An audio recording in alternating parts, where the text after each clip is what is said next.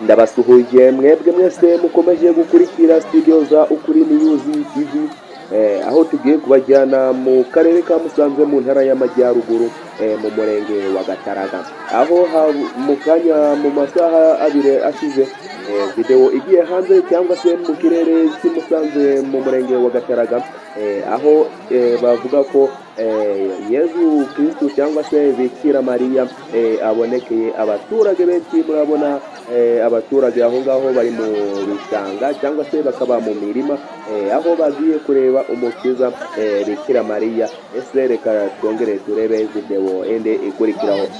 Urabona ko bari gukamera, barimo gufata amafoto. Murabona ko ari abantu benshi barimo gufata amafoto kureba Bikira Mariya. Ese ni umukiro waje cyangwa se ni umukiza waje?